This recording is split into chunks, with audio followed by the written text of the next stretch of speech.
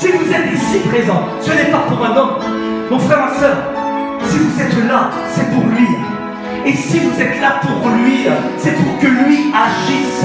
Et il va agir dans la vie de chacun de vous. Et c'est ce que je prophétise, non seulement, mais c'est ce que je vois. Et le Seigneur a parlé. Et le Seigneur n'a pas fini d'agir. Et ce sont des réunions qui, par la foi, parce que vous êtes ici, vous marchez par et dans la foi. Parce que la foi, on ne s'en saisit pas comme ça. La foi, c'est chaque jour que nous avançons dans la foi. Et parce que vous êtes ici, vous marchez dans la foi. Et votre marche jusqu'à ce lieu s'est faite dans la foi. Que le Seigneur, à cause de votre foi, va agir. Et l'enseignement d'aujourd'hui, il va porter essentiellement sur la foi et comment l'acquérir.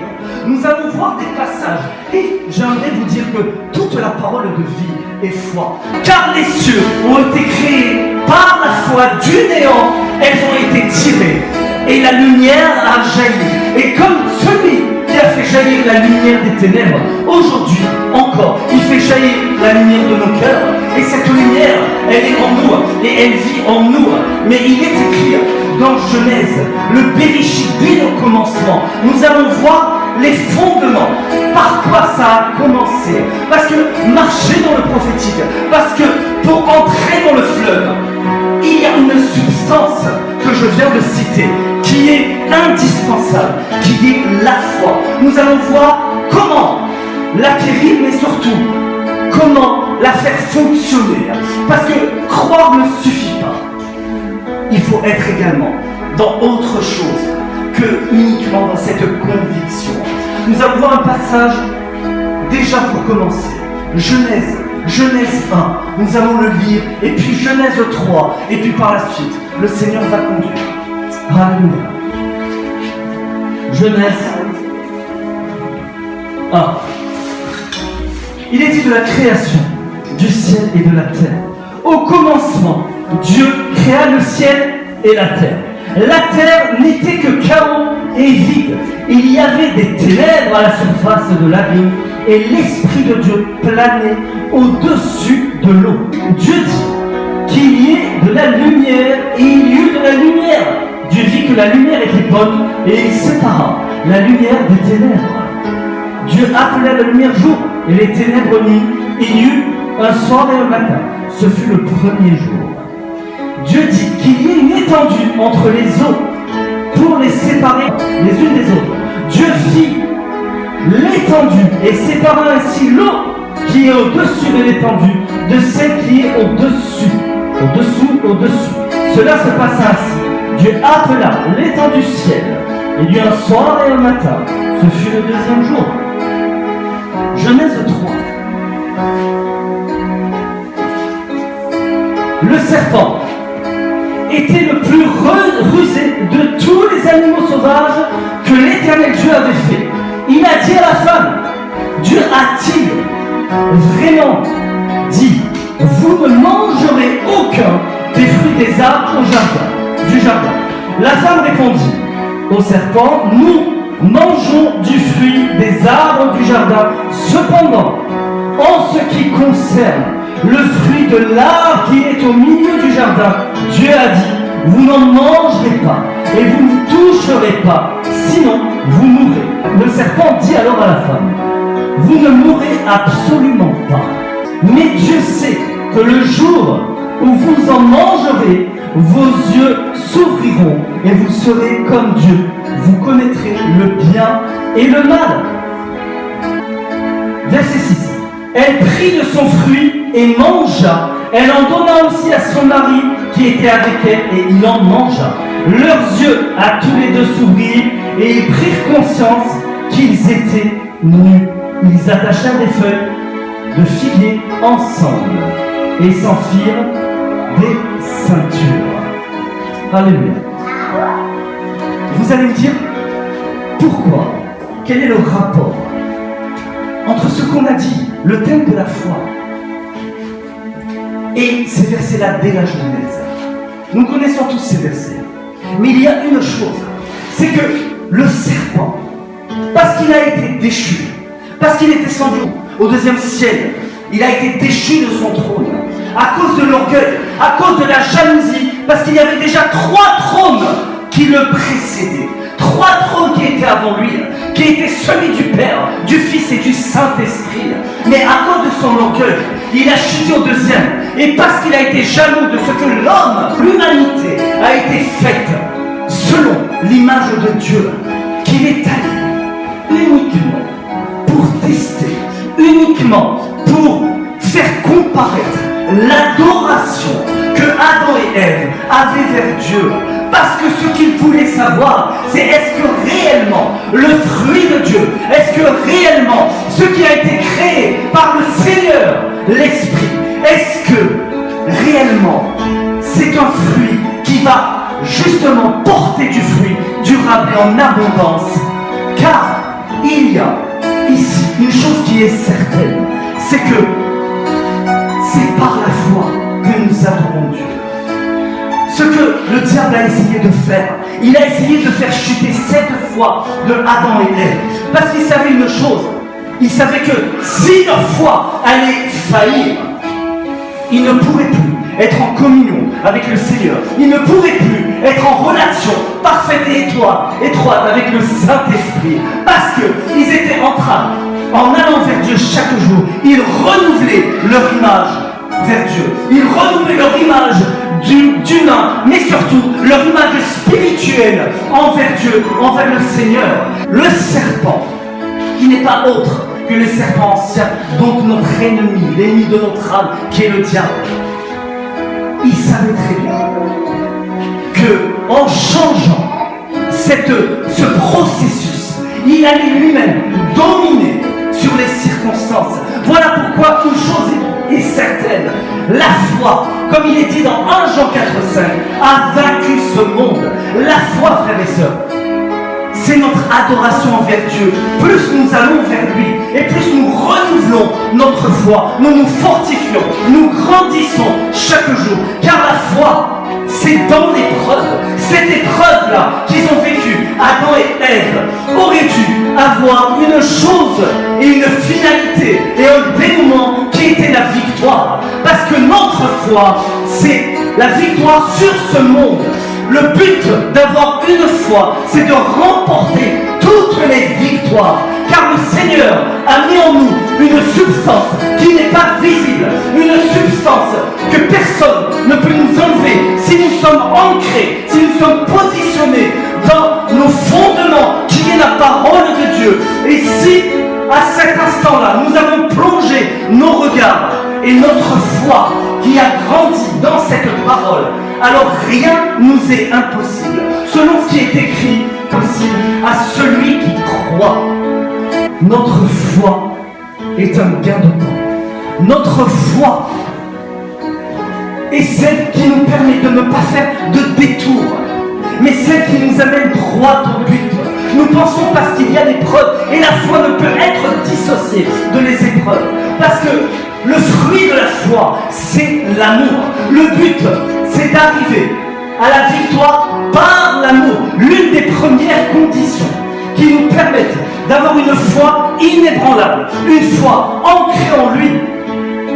La première condition, c'est de connaître celui qui est la foi et par qui toutes choses ont été créées. Le Seigneur, par la foi, a appelé les choses à l'existence.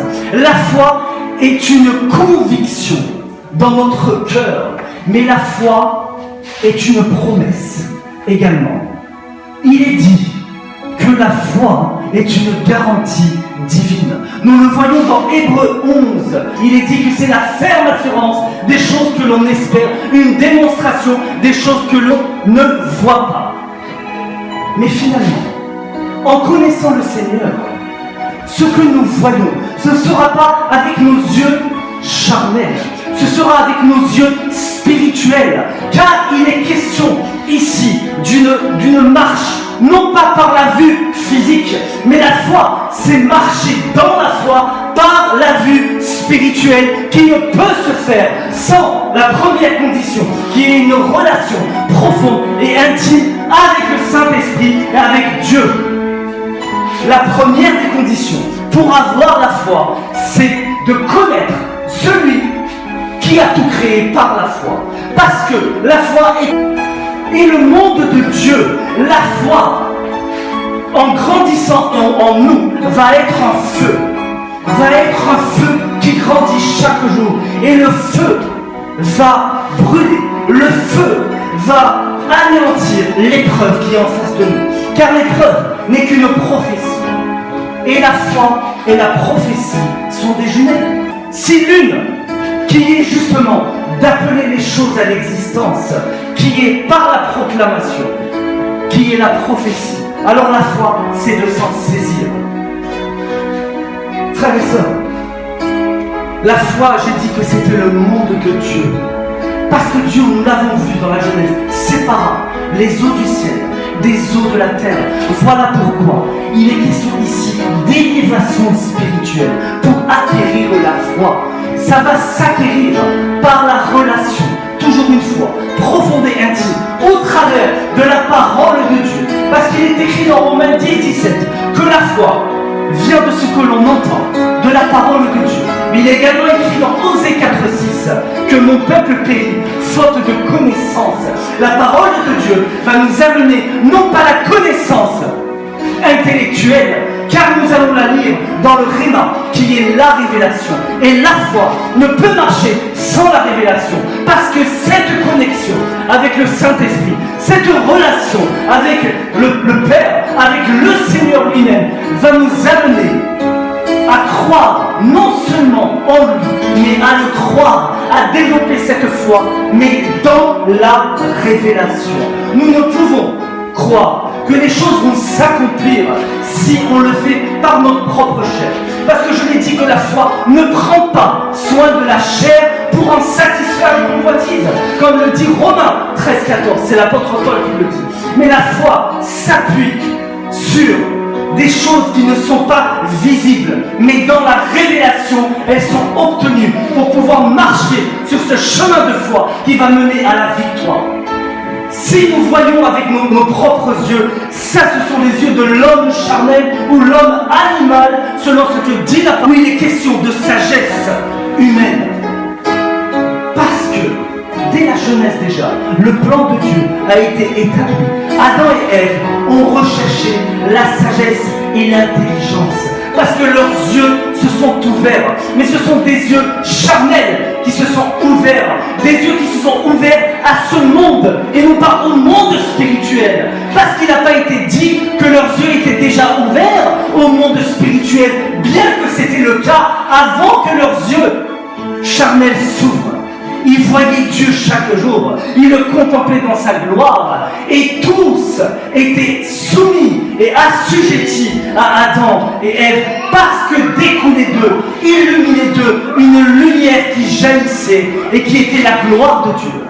Voilà pourquoi la foi va nous amener à la gloire de Dieu. Parce que ce processus a été renversé déjà à la croix. Et c'est la raison pour laquelle nous devons changer de mentalité. Parce que Dieu sépara le ciel de la terre. Voilà pourquoi le royaume de Dieu ne consiste pas uniquement à croire, mais également à voir avec nos yeux spirituels. Mais si nous changeons de mentalité, selon ce qui est écrit dans Romains 12-2, de ne pas se conformer à ce siècle présent, mais de rechercher ce qui est bon, agréable et parfait à Dieu au travers du renouvellement de notre intelligence ou de notre mentalité. Nous devons adopter cette mentalité du royaume de Dieu, car c'est son monde à lui. Car si nous voulons marcher dans la foi, nous devons nous conformer aux règles du royaume des cieux.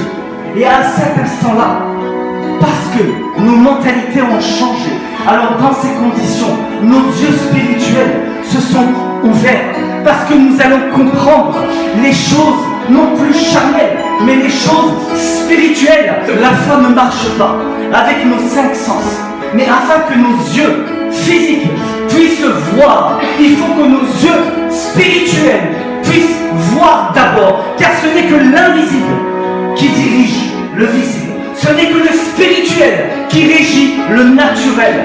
Ce n'est que le royaume de cieux qui régit la terre ici-bas. Et afin que la foi arrive à son accomplissement, à son aboutissement, il faut autant de Dieu.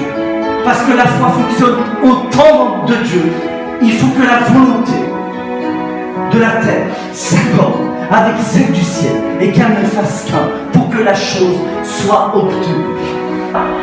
Il est bon que la sagesse de Dieu prenne la sagesse humaine. Car l'apôtre Paul a discouru là-dessus.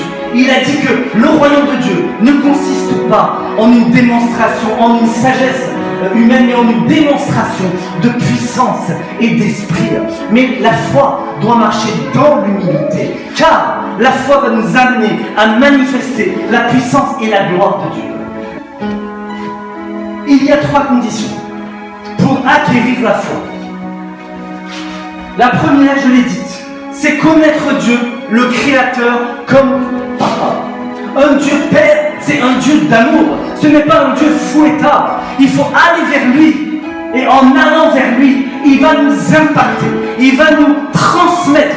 Nous allons être imbibés, mais remplis pour pouvoir plonger dans la nature de Dieu. Parce que marcher dans la foi, c'est marcher dans le surnaturel qui est le naturel de Dieu. Et il y a une seconde condition.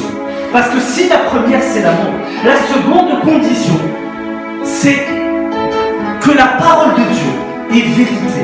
N'oublions pas que lui-même a dit que je suis la parole qui s'est faite chair. Et donc s'il dit qu'il est le chemin, la vérité et la vie, alors si nous marchons sur son chemin, lui qui est la vie et qui nous mène à la vie, alors nous marchons dans la vérité que nous procure et qu'offre le Saint-Esprit. Dieu est esprit, la parole dit. La première condition qui est de connaître Dieu est essentielle. Sans elle, nous ne pouvons croire que la parole est vérité.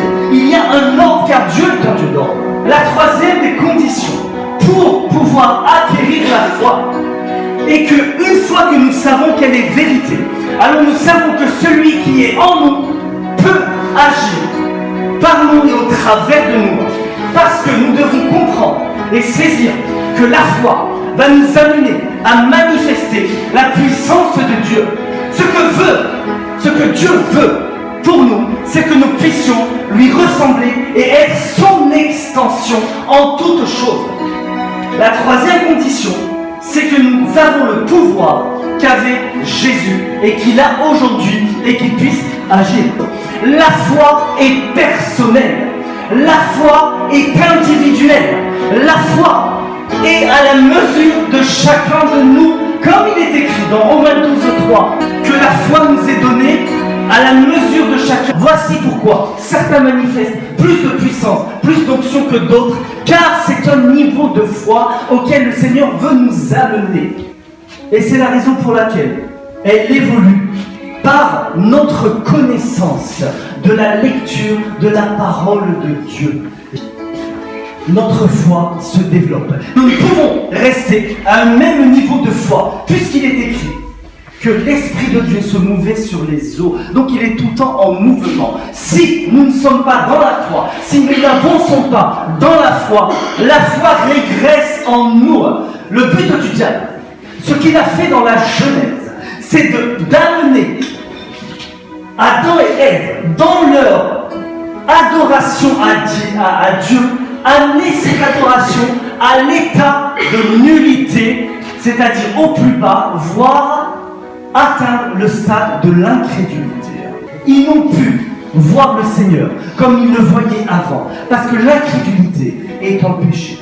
Mais le Seigneur aime une chose, comme l'a dit le Saint-Denis, Seigneur, viens au secours de mon incrédulité. Il suffisait d'une seule chose, que Adam reconnaisse qu'il avait péché. Plusieurs imitations de la foi. Nous avons parlé des 3 conditions pour l'acquérir. Il ne faut pas confondre, parce que le diable est arrivé au stade d'incrédulité. Il y a également, tout comme il y a des niveaux de la foi, il y a des niveaux de régression de la foi. Il ne faut pas confondre la foi et l'espoir. Là, il ne s'agit pas d'espérance.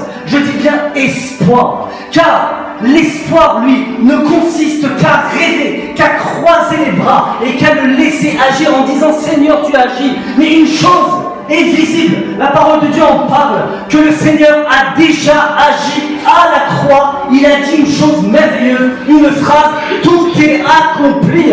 Ce qui veut dire que sa part est faite, circonstance, et que l'ordre spirituel soit renversé. Que nous puissions dominer sur même les anges, puisque la parole dit, l'apôtre Paul le dit, que nous jugerons même les anges. Et la foi, elle est dans l'action. Voilà le point auquel je voulais arriver. Que la foi doit se faire dans la révélation. Une fois que nous l'avons, nous devons nous mettre dans l'action.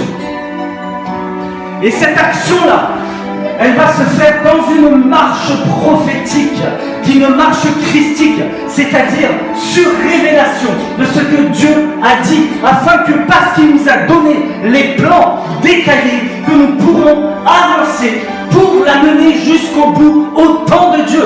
La foi n'exclut pas les épreuves. Dans notre marche, si nous voulons la victoire dans la foi, il faudra qu'il y ait une épreuve, parce que l'épreuve n'est qu'annonciatrice, n'est que prophétique à la victoire qui en est que derrière, et qui est que le résultat, et qui est que l'aboutissement de la foi, et qui n'est que le cadeau de Dieu pour nous. Parce que, en obtenant la victoire, nous avons atteint un autre niveau de foi. Le monde a espoir, mais n'est pas dans l'espérance. Notre espérance est en Christ. La seconde imitation, le positivisme, se détourne de la réalité des choses. La réalité, c'est ce qui se passe ici-bas, mais ce n'est pas la vérité. La vérité est en Christ, puisque lui dit que je suis la vérité, le chemin, la vérité et la vie. Si tu as une maladie, et je ne dis pas ta maladie, parce que tu ne vas pas te l'approprier, elle ne peut venir du Seigneur, mais elle vient du diable.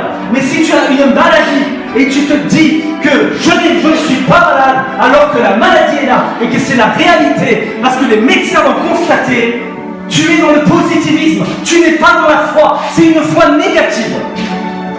Alors que la foi dit que oui, j'ai une maladie, mais parce que j'ai ce niveau de foi que le Seigneur m'a fait atteindre, que par la foi, je suis guéri. La foi, frères et sœurs, ne tient pas compte des circonstances. La foi, quelles que soient les circonstances, fait abstraction parce que les circonstances sont la réalité des choses, font partie du terrestre. Mais ce qui fait partie du céleste, c'est la vérité en Christ Jésus. Comment mettre cette foi en action? Nous allons voir au travers de la parole de Dieu la foi efficace. Et il y a des conditions à remplir. La parole parle de garder les commandements de Christ Jésus. C'est-à-dire que nous nous appuyons sur la parole de Dieu qui est une base, qui est une assise, qui a été inspirée par l'Esprit et qui a toutes les victoires en elle. Gardez les commandements dans Jean 15, 7, où il est écrit que si vous demandez quelque chose en mon nom, je vous l'accorderai. Mais également, par la méditation de la parole de Dieu, parce qu'il faut qu'elle prenne racine en nous. Il faut qu'on s'appuie sur cette parole, parce que les racines seront profondes et elles seront près d'un courant d'eau. Oh, Josué 1,8 a dit, le Seigneur a dit, je te donne un ordre. C'est de méditer ce livre jour et nuit. Fortifie-toi et prends courage, ainsi tes entreprises réussiront. C'est de pardonner à ceux qui nous ont offensés. Parce que Matthieu 6,14 le dit. Et si nous ne pardonnons pas, parce que nous n'avons pas eu l'amour qui est la nature la plus élevée de Dieu, qui nous permet de nous approcher de lui, afin que nous puissions être impactés par sa nature. Si nous n'avons pas la nature de Dieu, qui est l'amour, nous ne pourrons pas pardonner. Si nous ne pardonnons pas à ceux qui nous ont offensés, comment pourrions-nous être exaucés dans notre vie? Il y a une racine qui ne correspond pas à la parole de Dieu, qui est le non-pardon. Recherchez le royaume de Dieu et sa justice avant toute chose. Matthieu 6,33 nous parle ici de fixer nos regards uniquement vers celui qui est la résurrection, vers celui qui est la promesse, et de marcher non pas par la vue, mais par la foi, par nos yeux spirituels, les fixer uniquement sur lui. Matthieu 7,7, où il est écrit « Demandez et vous recevrez ». L'apôtre Paul a dit, et nous ne pouvons ni compter, ni même imaginer tous les trésors de grâce et de bénédiction qui sont là-haut dans le ciel, que le Père et le Fils ont réservé pour nous et qui viendront par la foi au travers du Saint-Esprit ici-bas sur cette terre pour une concrétisation au temps de Dieu. La proclamation. Parce qu'en proclamant, et cela se passe dans Marc 11, 23, où il est écrit, c'est-à-dire il dit, si vous croyez dans votre cœur sans douter, vous verrez la chose s'accomplir, mais c'est par la proclamation que le Seigneur a maudit le figuier. Parce que c'est ce passage où il est passé devant le figuier, et par sa parole, il a dit qu'il ne portera plus jamais de fruits. La proclamation, frères et sœurs, va établir en nous un contexte de foi qui fait que notre foi ne s'appuie pas uniquement sur ce que nous avons vu. Elle ne marche pas par les circonstances, elle ne marche pas par la vue, mais elle marche dans la proclamation de la parole de Dieu. En proclamant, elle va créer un contexte spirituel de foi qui va faire que nous allons attirer l'atmosphère de Dieu, attirer le ciel vers nous, car le Seigneur est attiré par ce qui régit, ce qui marche avec la parole de Dieu. La foi est dans la parole de Dieu. La foi est l'essence même de la création. Une fois que nous avons proclamé, nous devons agir. Selon Jacques 2, 24 et 25, la foi marche avec la proclamation, d'où la prophétie. Le Seigneur n'écoute que la prière des justes. Je vais arriver au dernier point, qui est que la foi n'a pas de limite, mais ce qui va bloquer la manifestation des choses de Dieu dans notre vie, c'est notre incrédulité. Nous pouvons être justes parce que justifiés, mais à cause de notre incrédulité, nous allons annuler l'œuvre de la croix dans notre vie.